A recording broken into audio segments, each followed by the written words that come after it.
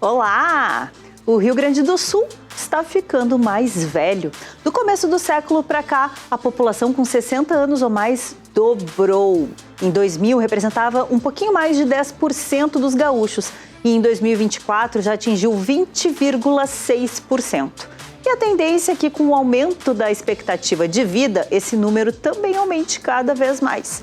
Mas como será que a sociedade trata os nossos idosos? Eles têm o cuidado e o respeito que merecem? O Estado tem políticas públicas voltadas para essa faixa etária? A gente descobre essas e outras respostas já já. E ainda fotografia e meio ambiente no trabalho da pesquisadora Rayane Lacerda. E no quadro Literatura, Lisiane Motini conversa com Celso Schroeder, que está lançando o livro Democracia por um Fio. Fica com a gente, o Revista está começando agora.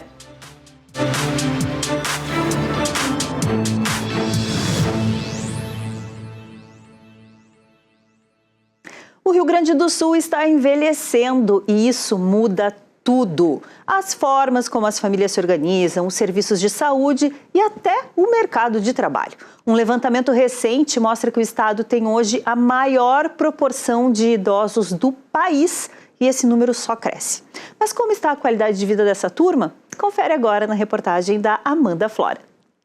O censo de 2022 revelou que 20,15% dos residentes do estado têm mais de 60 anos. Ou seja, são mais de 2 milhões de pessoas que dão ao Rio Grande do Sul a posição de estado com maior proporção de idosos do Brasil. Um estado mais velho traz desafios sociais.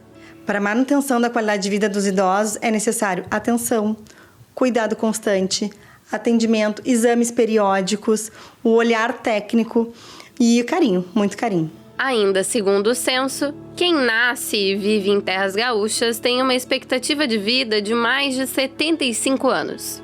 Com o avanço da idade, os casos de demência e doenças crônicas crescem, o que aumenta a necessidade de assistência profissional. Instituições de longa permanência, como o Jardim Rosa, se tornam uma alternativa. A família passa a buscar uma instituição de longa permanência geralmente quando o idoso apresenta algum tipo de enfermidade, né? Que eles não conseguem acompanhar mais em casa.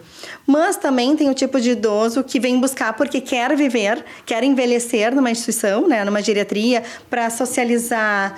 Após uma queda em casa, a mobilidade da dona Afonsina foi afetada.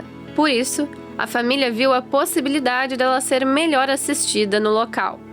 Hoje, ela é uma de suas residentes. Eu caí, eu levei um tombo.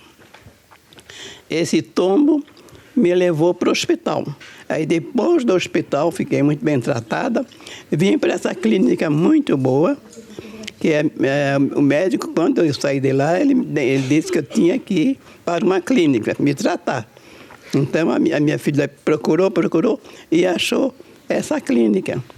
E graças a Deus foi muito bom. Eu estou muito bem tratada, estou aqui, quase boa. Os números mostram que o Rio Grande do Sul está envelhecendo. Mas na prática não existe uma forma única de viver esta fase da vida. Enquanto alguns idosos precisam de uma rede permanente de cuidados, outros seguem independentes e com uma rotina ativa. Esse é o caso da Ana Helena, de 69 anos. Fiquei um tempo casada e depois que me separei, sozinha e te digo que é muito bom ser dona da tua vida, faz o que tu quer, né? Então não tem necessidade nenhuma. Às vezes eu tenho vontade de sair, tô com vontade de tomar uma cerveja, não tem ninguém para ir, pouco me importa, eu vou. Funcionária pública aposentada desde os 50 anos, ela mora sozinha e pode passar mais tempo com o neto e fazer o que gosta. Então eu passei a cuidar de mim, a ler, a viajar, a fazer coisas que eu gosto de fazer, né? Gostava e ainda gosto, né? Continuo fazendo as mesmas coisas, claro que com menos intensidade, mas faço, né? Saio com minhas amigas, vou ao cinema, leio. É basicamente a casa, faço um pilates, né? Caminho. E o meu neto, né? Que sou eu quem busca ele na escola quase que todos os dias. E levo quase que todos os dias também. E elas deixaram um conselho para os jovens há menos tempo. Nunca esquecer, nunca tapar quem tu foi, quem tu é, porque tu é o que tu é sempre, desde sempre. Então, não se esquecer disso e manter a alegria de viver nas pequenas coisas, né? Num papo com amigos, numa cerveja, né? Num vinho, na dança. Olha, eu acho assim, amor, paciência e saber levar as pessoas do jeito que a pessoa aceitar como elas são. Então tu gosta da tua vida? Gosto muito, bem boa. Tá bem boa. Assim eu tenho 100 anos, bem dizer, 100 anos, e estou aqui, bela e formosa, né? Com uma diferença de idade importante, Dona Afonsina e Ana Helena nos mostram que não existe receita certa para viver e que o segredo para curtir uma boa velhice é ser feliz.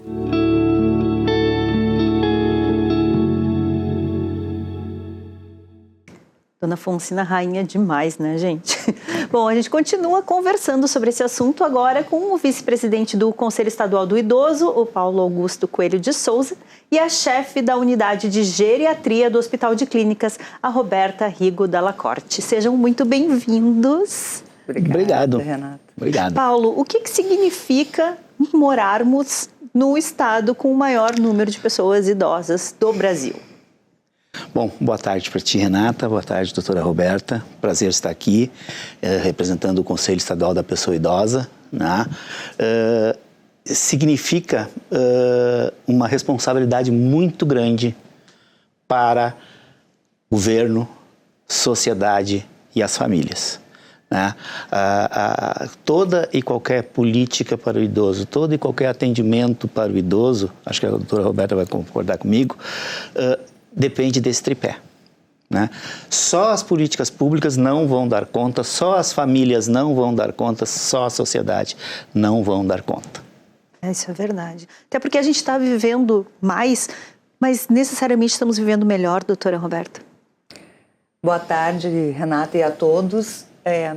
Nós temos uma expectativa de vida grande no Rio Grande do Sul e algo interessante é que a gente tem uma expectativa de vida ao nascer e a gente tem uma outra expectativa de vida aos 60 anos. Então, se a pessoa atinge os 60 anos e passou por todas as doenças da infância, as mortes violentas da juventude, doenças cardíacas e câncer na meia-idade, chegou aos 60 anos, a expectativa de vida aumenta ainda mais. Nossa! Então, hoje, por exemplo, no Rio Grande do Sul, expectativa de vida de um homem ao nascer é 79 anos.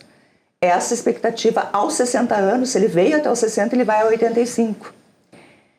O que é a questão de se esses anos vividos, eles estão sendo vividos com qualidade?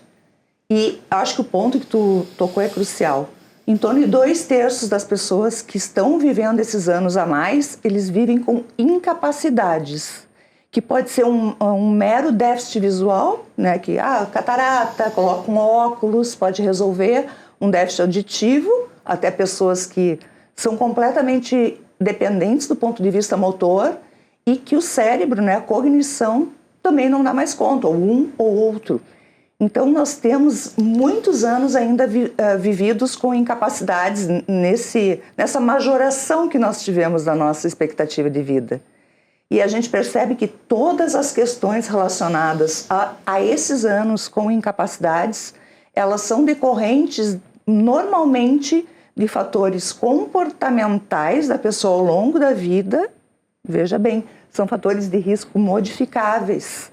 E das doenças crônicas que não foram adequadamente tratadas. Pois agora eu estava te ouvindo falar e estava pensando exatamente nisso, né? A gente fala muito sobre chegar na terceira idade, né?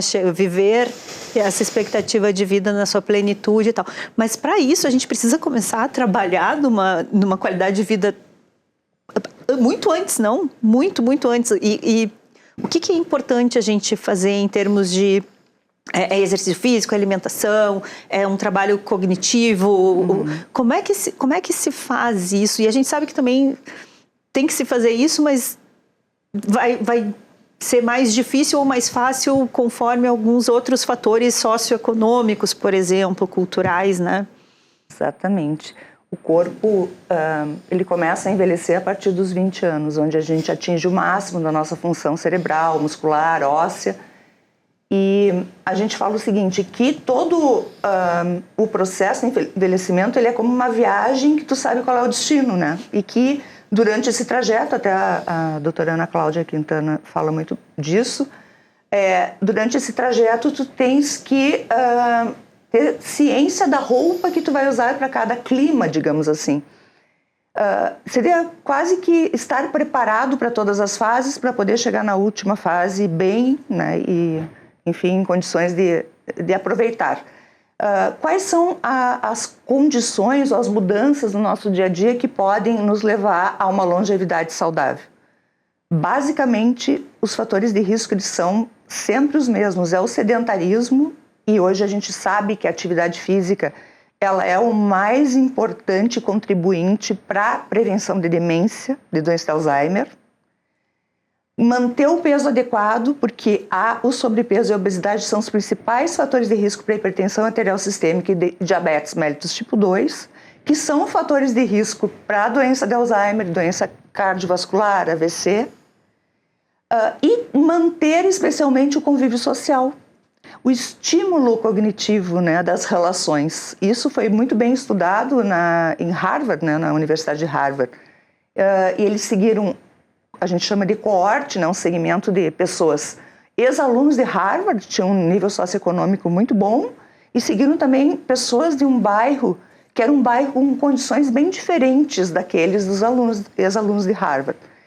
E eles determinaram, através desse longo acompanhamento, são mais de 30 anos, já tem filhos e agora parece que até netos nessa coorte, que efetivamente as relações sociais fazem muita diferença no processo de envelhecimento saudável, né? Com a cognição, a autonomia preservada.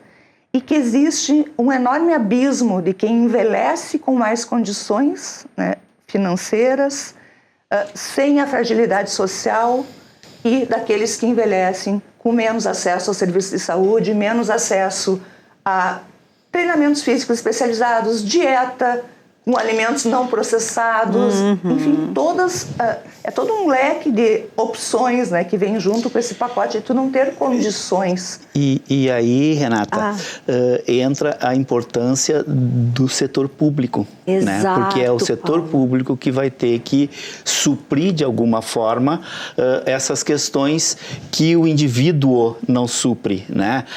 Falta de renda, acesso à saúde, acesso a outras políticas, né? Então, joga uma responsabilidade bastante grande para o Estado, né? E aqui para o Estado não se trata só do Estado do Rio Grande do Sul, o Estado como entidade, né? Mas no Rio Grande do Sul, mais importante ainda isso, uma vez que nós estamos nesse processo de envelhecimento.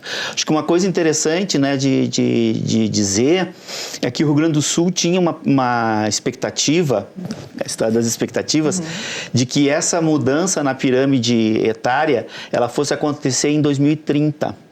Nós estamos em 2026, portanto, 4 anos antes. O que é a pirâmide etária? Normalmente a pirâmide etária a gente tem lá embaixo, na base. Jovens, muito grandes, e afinando para chegar no idoso lá em cima, né? Hoje, a pirâmide etária do Rio Grande do Sul, ela não é mais assim. Ela é uma pirâmide quase uma coluna, muito pouca inclinação.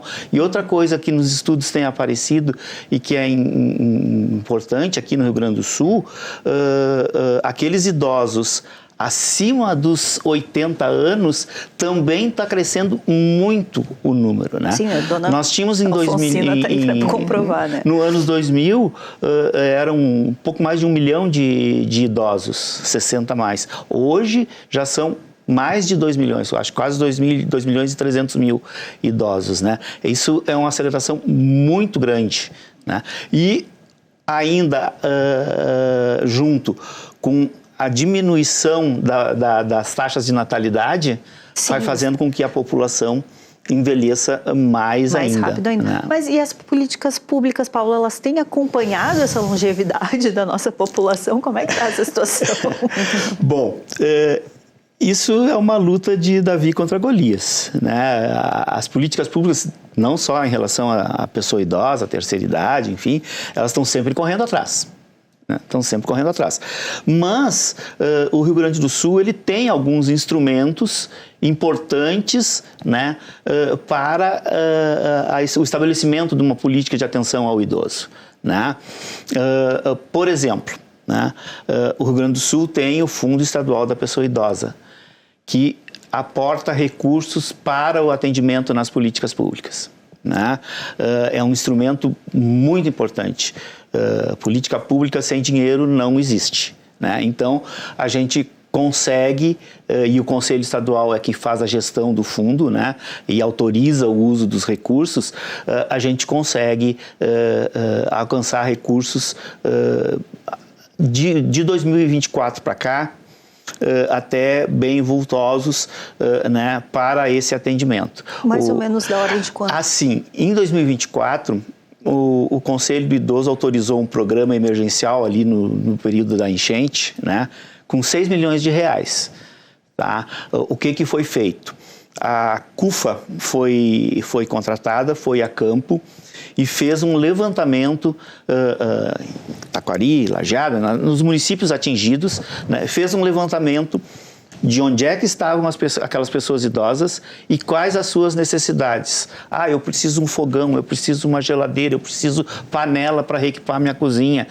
E isso foi conseguido fazer com que esses equipamentos fossem comprados e distribuídos, assim, num curto espaço de tempo. Né?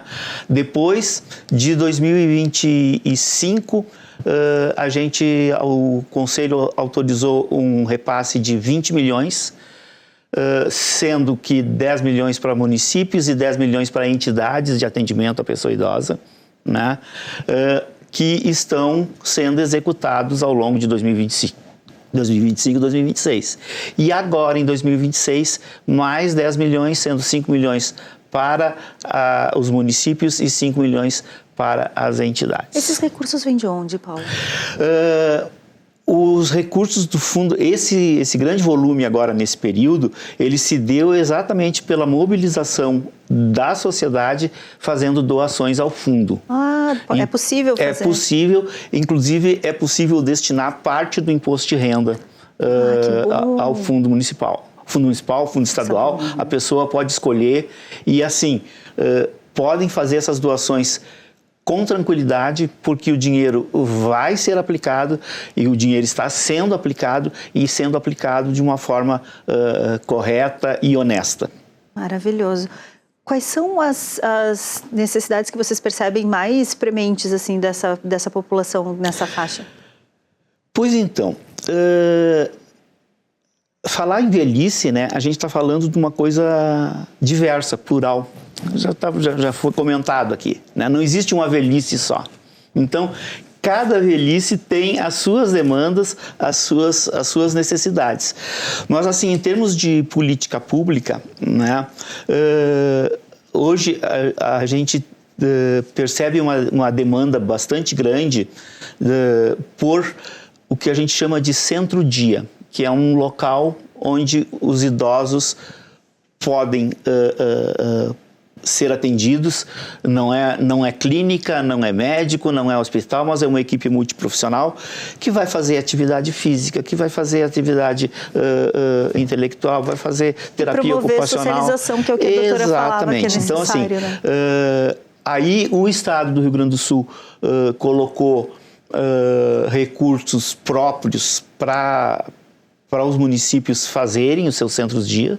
Né? Então, vários estão sendo construídos, vários estão sendo implantados, né? E essa é uma política que a gente aposta que, se for mantida, que se for levada adiante, vai ter bastante resultado. A senhora concordou, né, doutora? Muito. Porque não existe atender pessoas idosas, seja num centro de convivência, seja num ambiente como o meu hospitalar ou de ambulatórios, sem podermos contar com uma equipe multiprofissional e às vezes até multidisciplinar, porque a gente meio que se apropria do conhecimento das outras áreas para poder beneficiar o nosso paciente, né? E a pessoa idosa no geral. E provavelmente o educador físico, o fisioterapeuta, eles têm com certeza, né, provavelmente um papel crucial nessa faixa etária. Porque a maioria, por exemplo, das institucionalizações, como falou a senhora que é proprietária da instituição de longa permanência para idosos, elas são porque os idosos apresentam mais demandas. E essas demandas podem ser simplesmente a perda da funcionalidade durante o dia. Ir no banheiro, botar roupa, comer sozinho, porque isso demanda uma pessoa 24 horas com aquele idoso. Então, tudo que envolve atividade física, quando é possível, ou reabilitação, fisioterapia, terapia ocupacional, isso pode fazer com que esse indivíduo fique mais tempo independente, porque independente do ponto de vista funcionalidade motor é uma coisa e autonomia é outra coisa. Por exemplo, as duas entrevistadas, elas tinham autonomia. A autonomia é a capacidade de tu decidir por si mesmo, né? E ter, assim, essa mentalidade que está funcionando corretamente, sem nenhum quadro depressivo, sem nenhum quadro demencial. Mas, certamente, uma pessoa que não tem já a sua autonomia, mas já tem muita independência, menos necessitará de recursos muito avançados do que essa que está acamada ou semi-acamada, né, passando o dia sentada, que precisa que tudo seja alcançado na sua mão. Sim, e outros cuidados que a própria falta de mobilidade também requer, né? Criação de escara, por exemplo, então tem que mexer um pouquinho, né? Entendo muito. Bom, gente, o cinema também aborda a questão do envelhecimento e as formas de envelhecer. E a gente trouxe aqui 4 exemplos de filmes que dão conta desse assunto. O primeiro deles é Antes de Partir, de 2007. O bilionário Edward Cole e o mecânico Carter Chambers são 2 pacientes terminais em um mesmo quarto de hospital. Quando se conhecem, resolvem escrever uma lista das coisas que desejam fazer antes de morrer e fogem do hospital para realizá-las. Up, Nas Alturas, de 2009. Carl Fredricksen é um vendedor de balões que aos 78 anos está prestes a perder a casa em que viveu com a esposa, a falecida Ellie. Após um incidente, Carl é considerado uma ameaça pública e forçado a ser internado. Para evitar que isso aconteça, ele põe balões na casa, fazendo com que ela levante voo. Carl quer viajar para uma floresta na América do Sul, onde ele e Ellie sempre desejaram morar, mas descobre um probleminha que embarcou junto. Russell, um menino de 8 anos. Amor, de 2012. Jorge e Anne são 2 idosos apaixonados pela arte e principalmente um pelo outro. Os desafios da terceira idade afetam a forma de viver do casal e o modo como se relacionam com a filha, mas o amor entre eles segue inabalável. E o exótico Hotel Marigold, de 2011. Aposentados britânicos decidem viver uma aventura em um destino exótico e escolhem o luxuoso Hotel Marigold na Índia. Quando chegam, eles percebem que as coisas não são exatamente como imaginavam e acabam descobrindo uma nova maneira de viver.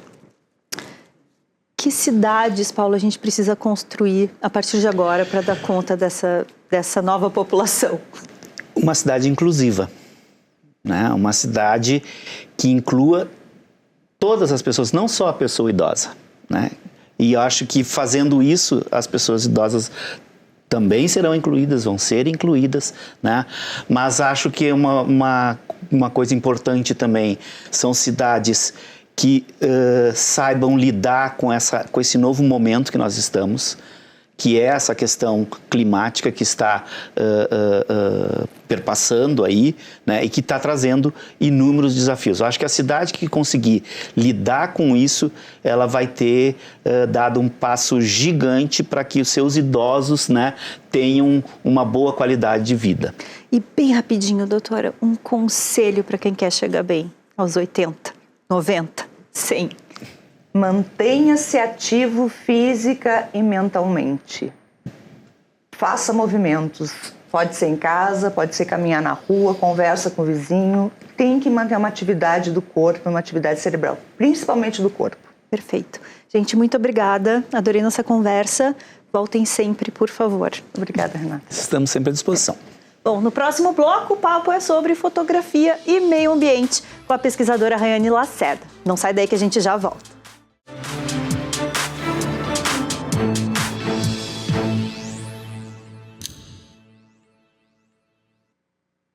Tem estreia rolando nessa terça-feira.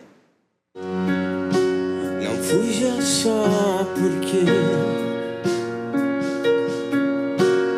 Nenung apresenta o repertório essencial dos The Dharma Lovers, com direito a diversão, diferentes formações e outros arranjos ainda mais minimalistas e brincantes.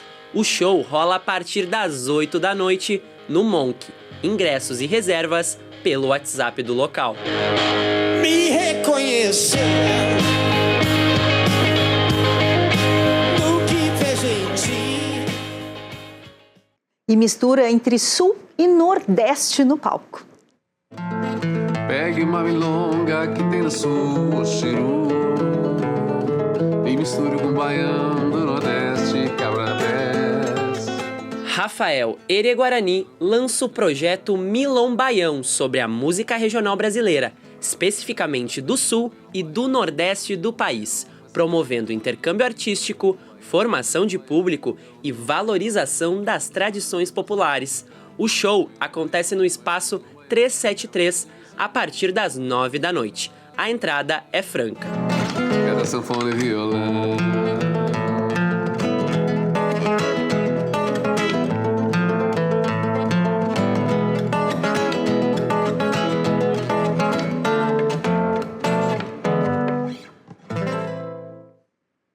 Qual é o papel da fotografia em tempos de crise climática?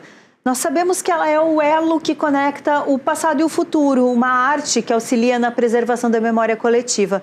Daqui a alguns anos, do que a gente vai lembrar quando chove aqui no Rio Grande do Sul?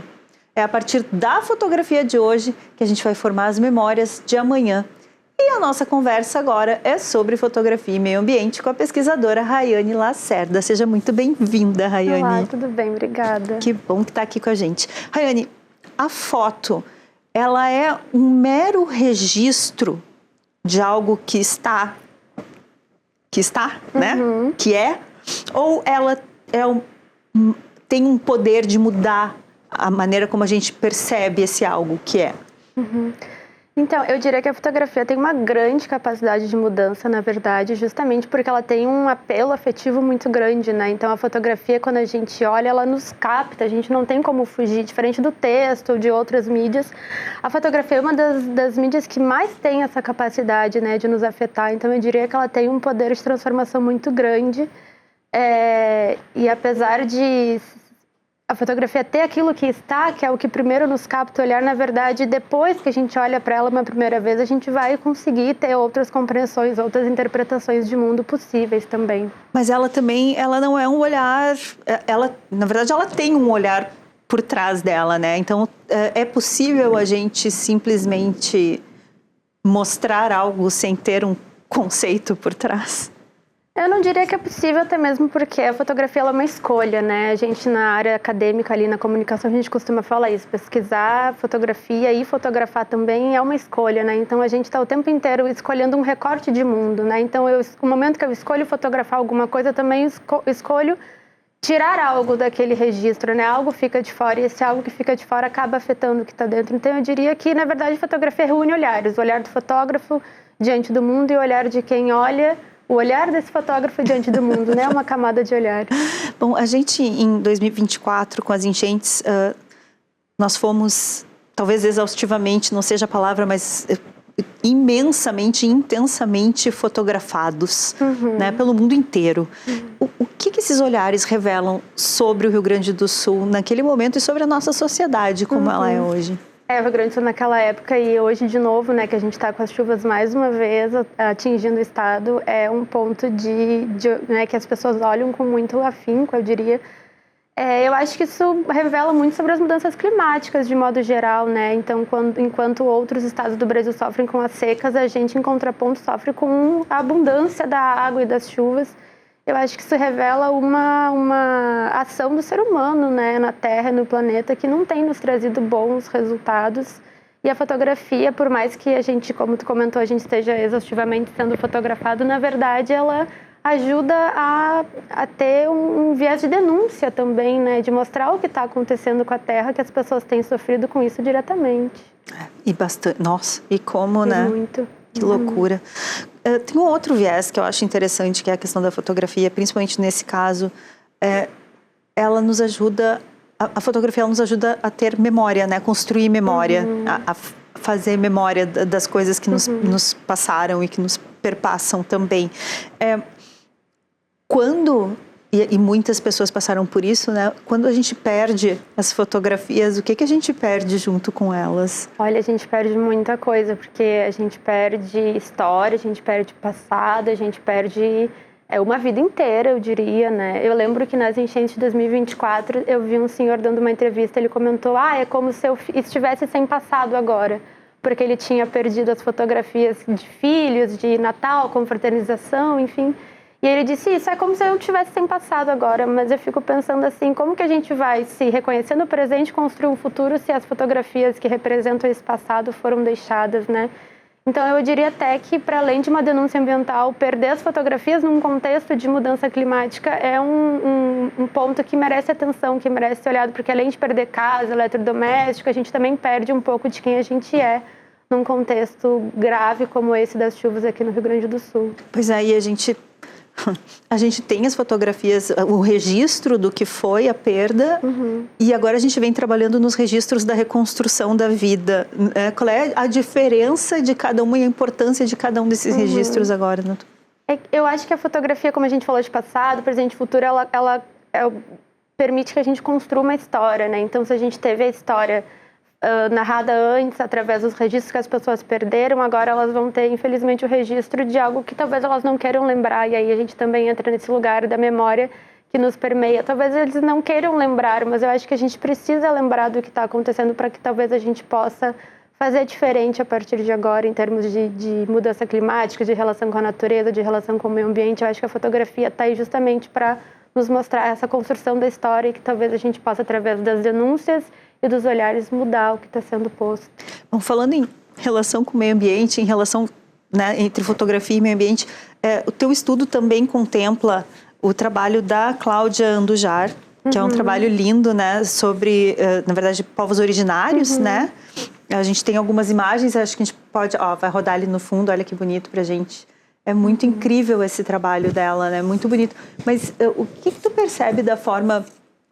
Porque é um trabalho que nos coloca em contato com uma população que tem uma outra visão de mundo da gente. Né? Qual é a diferença de fazer um registro e ter um cuidado nesse olhar desse tipo de registro? Assim, qual é o diferencial que tu destacarias do trabalho da Cláudia? Eu acho que a Cláudia Andujar, ela tem uma fotografia de denúncia da questão ambiental atrelada à questão indígena aqui no Brasil, que é uma questão muito forte, tá na nossa história, né? E como o Brasil foi formado historicamente. Mas eu acho que o grande diferencial dela é que ela consegue fazer isso de uma maneira poética. Então, ela não tem aquela denúncia que ela mostra tudo muito diretamente. Ela vai com algumas nuances, ela vai nos mostrando. E até ela conta que ela ia para o meio da mata, né, na floresta, para fazer fotografia, e ela não tinha luz, até mesmo porque chegar e colocar a luz na cara de alguém que não está, né, um indígena que não está acostumado a ter essa luz no rosto é estranho. Então, o que ela fazia? Ela pegava vaselina na época do filme e passava vaselina no filme, e isso dava uns borrões de luz no meio da floresta. Ou seja, ela pegava uma questão técnica que poderia ser um impedimento e transformava na poética que a gente vê nas imagens dela. Então, toda a poética da imagem dela tem relação com uma dificuldade técnica que ela conseguiu reverter pensando, né, no lugar que ela estava entrando naquele momento de fazer as fotografias. Então, tem uma denúncia, mas tem uma denúncia num formato poético que eu acho muito interessante, até para captar mais pessoas, assim. Esse teu ponto é muito interessante, porque a gente sempre fica pensando se tem uma forma certa de retratar, né, a denúncia ambiental, a denúncia da forma tenebrosa como os povos originários foram e alguns continuam sendo tratados aqui no Brasil. Existe isso, essa forma certa? Eu acho que a forma certa não, mas eu acho que existe sim uma forma errada, eu diria. Bom, o outro polo, né? O outro extremo, sim. Porque eu acho que a forma certa, na verdade, vai do olhar de cada fotógrafo, como a gente comentou, fotografia é uma escolha, mas eu acho que a forma errada, eu diria, seria impor, né? Um olhar que, vamos supor, a Cláudia Nujara é uma fotógrafa branca, mas ela conseguiu esperar o lugar falar com ela antes de falar com o lugar, chegar impondo, não, porque a luz vai ser assim, porque eu preciso disso.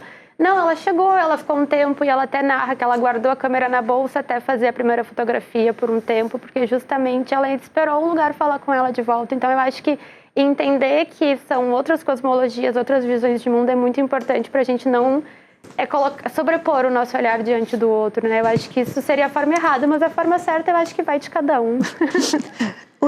Tu também trouxesse aqui o livro Veredas, né, do Araquém Alcântara, que também tem um trabalho muito bonito. Gente, eu não quero dizer... que daí é bem de natureza mesmo, né? Não sei se dá para dar uma olhadinha aqui. Olha que lindeza. Esses dois caminhos de registrar a natureza, eles são complementares? Ou onde é que estão os pontos de intersecção entre os trabalhos deles? Eu acho que o ponto de intersecção está na denúncia, mas... Como eu disse, a Cláudia já faz uma denúncia bem poética, a Araquém Alcântara já faz também poética, porque o nome Veredas do livro vem de uma referência a Guimarães Rosa, né? Então, o sertão brasileiro. Então, a ideia de caminhar, enveredar pelo sertão brasileiro. Mas, ainda assim, ele tem uma denúncia um pouco mais direta do que... E ele como pessoa, como fotógrafo, como profissional, ele é uma pessoa que...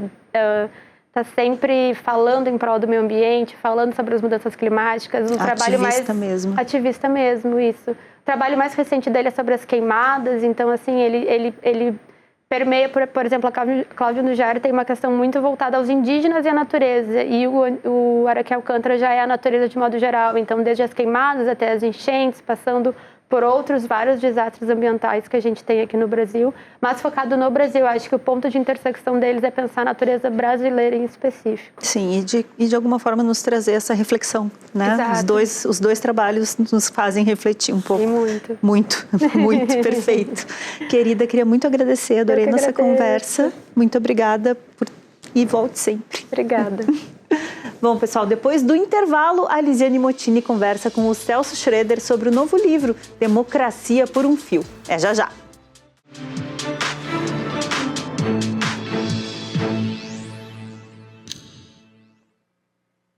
Olá, gente! Está começando mais um quadro Literatura. Momento de conhecer a história de um livro e o autor por trás dela.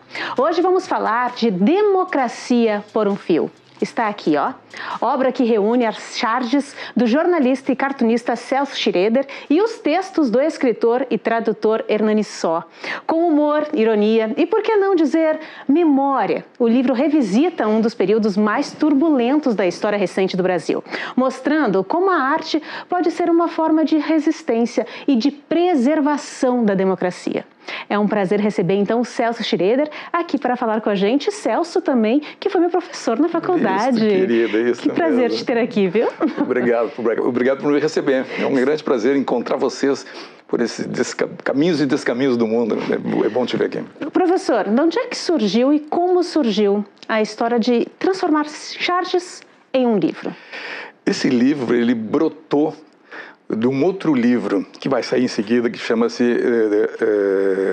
Quer que eu desenhe. É uma coluna que eu tenho no jornal de humor que eu edito, que é o No Grifo, onde eu faço uma coluna que eu escrevo e desenho. Escrever é uma veleidade minha, porque como eu sempre desenhei, eu sempre quis poder escrever. Então, nessa coluna eu escrevo.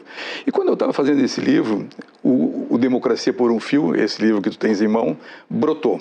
Pulou fora, se apresentou como uma obra independente, urgente e necessária, do meu ponto de vista, porque vinha, de novo, uma escolha nacional, as eleições e tal, na qual era preciso levar em conta os perigos que nós passamos nesse período anterior, né? Então, se apresentou, meio que exigiu que eu pegasse as charges que estavam nesse outro livro e as reunisse, editasse nesse livro que está sendo lançado agora.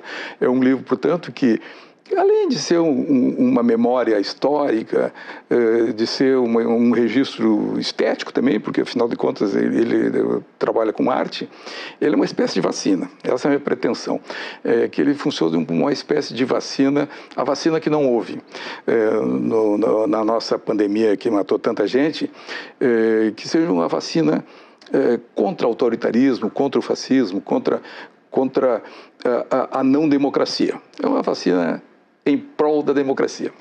Pois é um período de 2018 até 2022, né? Vai um pouco além, porque vai até a prisão de Bolsonaro, mas é isso mesmo, é o período. É esse período que eu registro, que é um período que para mim pessoalmente foi muito doloroso, né? Então esse livro, mais do que um manifesto público, histórico, ele é uma confissão, uma confissão minha. Foi um período muito doloroso e muito perigoso. Eu me senti muito ameaçado com a família, principalmente na época da pandemia. A pandemia para mim foi trágica, porque eu tive que conviver com pessoas doentes dentro de casa e completamente abandonada. A sensação que eu tinha era de abandono, não só abandono, ao contrário, ou seja, o Estado que deveria me proteger me ameaçava, né? Então, aliás, uma boa parte do livro, se tu vês, é o período da pandemia. E é um período em que o meu desenho assume uma dimensão quase de risco, de rabisco, assim, da urgência que eu estava desenhando. Eu chegava a fazer 4 ou 5 charges por dia. Eu publicava no Face, publicava no jornal Grifo, e algumas não publicava, estão aí inéditas. E a rapidez e a urgência era meio a sensação que eu tinha, ou seja, de ameaça mesmo, assim, eu me senti muito ameaçado, e é uma espécie de retribuição que eu faço ao público que vai ler, que se interessa pelo livro, como eu disse, mais do que memória, uma espécie de vacina. Eu digo, olha onde estivemos. Então, só para eu entender, nesse período, então, tu estavas em casa e ficava rascunhando? Desenhei como possível. Eu desenho há muitos tempos, já há uns 15 anos, eu estou desenhando num tablet, ou seja, desenho no iPad. Num programinha e tal, eu desenho com o dedo, tal. Então eu transitei da caneta nanquim, do desenho e da aquarela que eu usava para o desenho digital e para a pintura digital. E fiz isso, venho fazendo há algum tempo e tal, mas este período meio que me obrigou a um desenho quase compulsivo mesmo. Eu uso a palavra compulsivo porque era a sensação que eu tinha de ter que desenhar como uma espécie de necessidade pessoal e pública, né? Usando esse instrumento. Essa ferramenta, ela é muito rápida. Então, ela me permitiu que o meu desenho, que, por exemplo, no Correio do Povo, quando eu fazia com nanquim, tinha que esperar secar, quando eu pintava, tinha que esperar a tinta secar e tal, o papel, não sei o que. Eu não preciso fazer mais isso, né? Então, o desenho foi ficando rápido, solto e rabiscado mesmo. E, de alguma maneira, eu acho que eu voltei a uma influência que foi decisiva na minha vida, que é o grande desenhista saudoso Enfio, que também desenhava. O meu desenho não tem nada a ver com dele, mas o desenho dele era urgente, e na época ele enfrentava a ditadura militar. O desenho era urgente, rabiscado, quase que uma tentativa de pegar a ideia no ar. Era essa sensação que tinha. Aliás, ele disse isso uma vez: eu desenho como se eu tivesse que capturar a minha ideia no ar. Foi a sensação que eu tive agora, ou seja, de desenhar com essa rapidez e fluidez, que obviamente ela imprime uma precariedade no desenho, né? O desenho fica rabiscado. Eu gosto. Vou até mostrar um pouquinho, né, para os telespectadores, sempre contando uma história. E é o que eu vou te perguntar, além do desenho, o que o leitor encontra em Democracia por um Fio? Bem, ele vai encontrar primeiro o meu desenho complementado por esse grande amigo, um parceiro meu de 50 anos, que é o tradutor, escritor, Hernani Só, que tem vários livros publicados. O Hernani vai fazendo comentários ao longo do livro, porque as charges tendem a ficar um pouco incompreensíveis com o tempo, porque elas não são cartoons universais, elas dizem respeito, é jornalismo. Eu sempre digo, eu sou um jornalista que desenha, né? Elas ficam, então, pautadas pelo tempo. Então, esse texto do Hernani é um texto maravilhoso, ele escreve muito bem, é engraçado, nós compartilhamos a sensação de humor há muitos anos. vai acompanhando o livro todo. E nós temos um luxuoso prefácio do Olívio Dutra, que também foi um parceiro de sindicalismo meu, né? Ou seja, eu era presidente do Sindicato dos Jornalistas, ele era presidente do Sindicato dos Bancários, depois prefeito, governador, e eu estive com ele em alguns momentos da vida política brasileira, e ele gentilmente fez um prefácio. Aliás, ele trocou o nome do livro. O livro era Democracia em Risco. E, na verdade, esse nome, existe muitos livros com esse nome, Democracia em Risco. E ele, na fala dele, botou democracia por um fio. Ele é um cara preocupado com a língua, com a linguística, formado em letras, né? E eu disse, o Olívio acertou. E trocamos o nome. Eu avisei para ele, olha, trocamos o nome por tua causa. E ele fez um prefácio daí em cima dessa brincadeira. Faz uma brincadeira e tal. Inclusive, brincando com... Eu mandei o livro, porque eu escrevo diagramando. Eu fui professor de diagramação, então eu fiz o livro, eu diagramei o livro, né? E mandei para ele as páginas do livro e estavam os textos falsos, com aquele latim, que é o do texto falso ali. E ele não entendeu o que era aquilo, leu o texto falso, porque ele lê latim e não compreendeu o que era aquilo e tal. Daí faz uma brincadeira com o texto fake que eu mandei para ele em latim, e faz uma brincadeira dizendo que em latim que nós dois, eu e o Hernani, dizemos a verdade rindo, que é um texto, é uma frase em latim conhecida, né? Até mesmo falando de dizer a verdade rindo, professor. Eu queria te perguntar, Schroeder, o que tu achas assim que a comédia, ela é uma ferramenta importante contra o autoritarismo?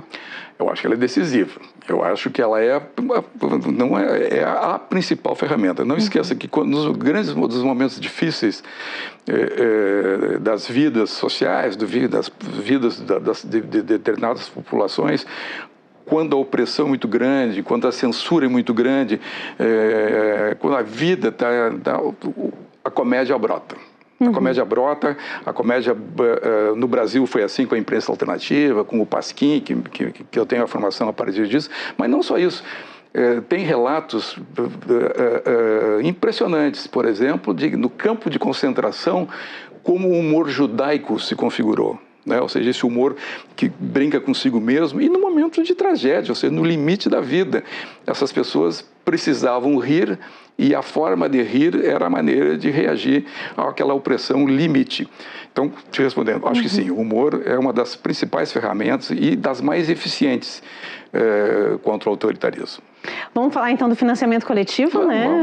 Como ajudar aí o financiamento? Pois olha, então a maneira que esse livro está sendo realizado, nós fizemos uma pré-venda pela Origo, origo.com, onde tem lá dentro um linkzinho com o meu nome, com o nome do livro, Democracia por um Fio. Entrando ali, clica ali, abre uma janelinha e pode-se comprar o livro. Há várias formas de comprar, há vários formatos de contribuição e tal, em que pode-se falar. Então, é origo.com. É uma crowdfunding, eu não consigo dizer essa palavra direitinho. Ou seja, que essas pré-vendas, né? Que é a maneira que está se fazendo agora para conseguir vender num momento em que a leitura diminui perigosamente, né? Ou seja, a leitura ficou muito rápida, muito restrita às redes, né, aos textos muito curtos e, portanto, me parece que ler é relevante. Que bom que eu estou num programa de literatura, fico super honrado com isso, acho que tem a ver, acho que a charge é uma forma de literatura, e principalmente porque tem a presença de dois escritores, um escritor e um prefaciador, que também é um cara da área, né? O Olívio também é um cara do métier, além de um político, obviamente, relevante. E se tem pouca leitura, então que o desenho comunique, né? E que espalhe informação correta. Isso, eu espero que sim. Embora, como bom jornalismo e como boa literatura, ela deixa margem para o leitor decidir. Sim, sim. O leitor decide. É bem como diz o desenho, né? É por um fio. Na verdade, tu escolhe que lado. Escolhe que tu não tem que ter tem que se equilibrar nessas informações. É isso. O jornalismo, a literatura, a ciência, de uma maneira, ela serve para isso. Ou seja, ela prover, ou seja, fornecer para o leitor a possibilidade da escolha correta. Se o leitor fizer outra escolha, bueno, cada um Tá certo, então, Celso Schroeder, foi um prazer te ter aqui. Parabéns e sucesso no financiamento coletivo. Obrigado por receber. É um prazer estar aqui contigo. A literatura, charge e o humor mostram mais uma vez que também são ferramentas de memória a fim de estimular o pensamento crítico. Fica então um convite para conhecer essa obra, apoiar o projeto e refletir sobre um período marcante da nossa história recente. Nós ficamos por aqui. Até o próximo Literatura.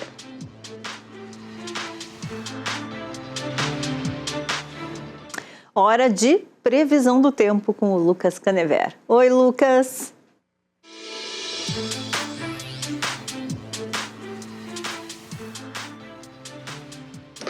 Oi, Renata. Olá para você também que nos acompanha nesse começo de semana, diretamente do estúdio do Tempo da Rede RS. Se preparem porque vem mais chuva ao longo dos próximos dias. Nessa terça-feira, chove em todo o Rio Grande do Sul ao longo do dia. A gente faz o alerta para chuva forte com risco de alagamentos e elevações rápidas em arroios e rios menores.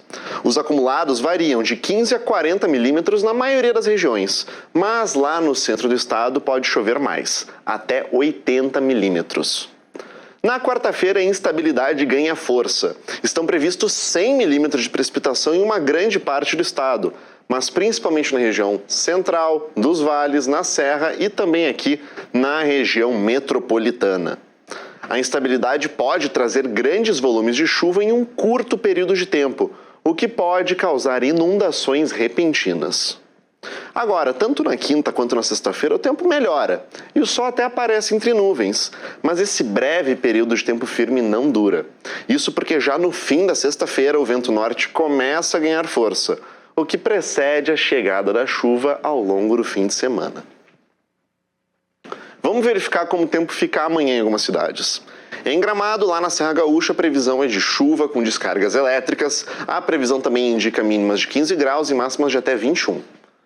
Lá na fronteira oeste, em Uruguaiana, também temos previsão de chuva com temporais e a temperatura vai dos 18 aos 22 graus. No centro do estado, em Santa Maria, as máximas devem chegar até os 23 graus e as mínimas ficam na casa dos 18. Ao sul do estado, em Pelotas, a temperatura deve ir dos 15 até os 22 graus nesta terça-feira. E aqui em Porto Alegre a gente vai ter um dia de bastante chuva, mínimas de 16 graus com máximas de 21. E por hoje é isso, Renata. Eu vou ficando por aqui, mas amanhã eu volto com mais previsão do tempo. De volta para ti. E ó, uma última dica, pé na estrada e som na caixa dentro do cinema. É o que propõe a mostra Sons da Estrada, em cartaz no cinema da URGS até o dia 7 de agosto, com exibições gratuitas. A programação começa nessa segunda com uma seleção de filmes de estrada, os chamados road movies, feitos para assistir com volume alto. As sessões acontecem em 2 horários, às 4 da tarde e às 7 da noite. E em cartaz estão 7 filmes que viajam entre desertos, postos de gasolina, lanchonetes de beira de estrada, sempre acompanhados de trilhas sonoras que marcaram épocas. Então se liga que na mostra estão Priscila, Rainha do Deserto, Thelma e Louise, Zabriskie Point, Bagdá Café, Viagem a Darjeeling, Corrida contra o Destino e Na Natureza Selvagem. Títulos e uma mostra inteira imperdível. E com isso a gente vai chegando ao fim do Revista de hoje. Muito obrigada pela companhia. A gente se encontra na próxima edição. Até lá. Tchau, tchau.